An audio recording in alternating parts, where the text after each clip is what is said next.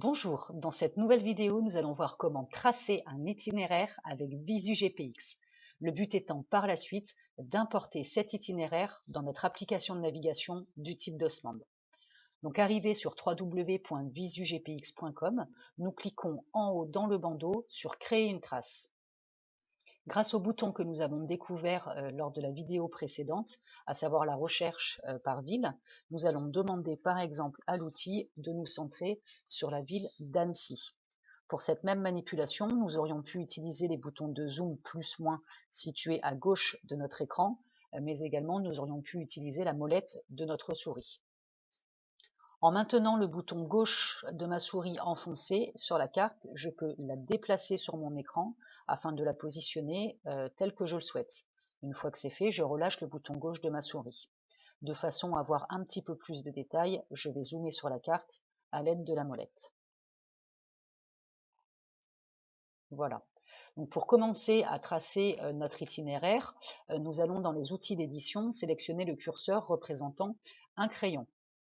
Pour déposer le premier point de ma trace, je positionne mon curseur, donc la petite croix noire que vous voyez bouger à l'écran, à l'endroit où je le désire sur la carte, et j'effectue tout simplement un clic gauche.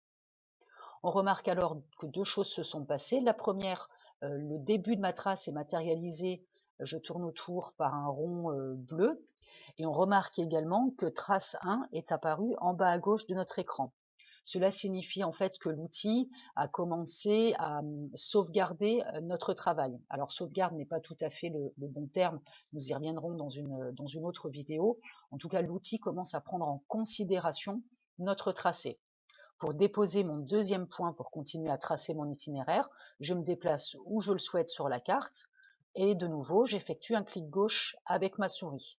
Et je fais ainsi jusqu'à avoir l'itinéraire désiré.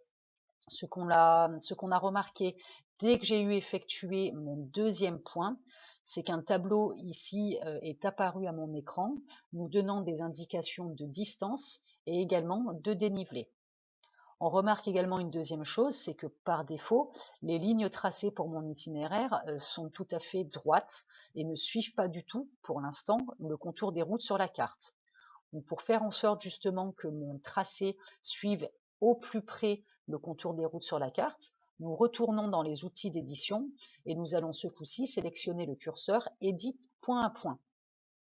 Cela me fait apparaître à l'écran des carrés tout au long de ma trace, qu'ils soient blanc plein ou transparent, nous allons pouvoir les bouger. Pour bouger un carré sur la carte, je positionne mon curseur dessus, je maintiens le bouton gauche de ma souris enfoncé et je le déplace jusqu'à l'endroit désiré.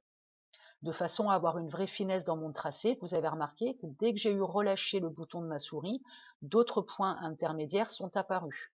Cela me permet de vraiment pouvoir avoir une finesse dans le tracé. Dans mon exemple là, je cherche à suivre parfaitement la route, mais il va également de soi que je pourrais très bien positionner un de mes points complètement à l'extérieur de la route tracée sur la carte. Voilà, vous avez les premières bases pour tracer votre itinéraire. Pour être informé des prochaines vidéos, cliquez sur le bouton s'abonner ou sur la miniature.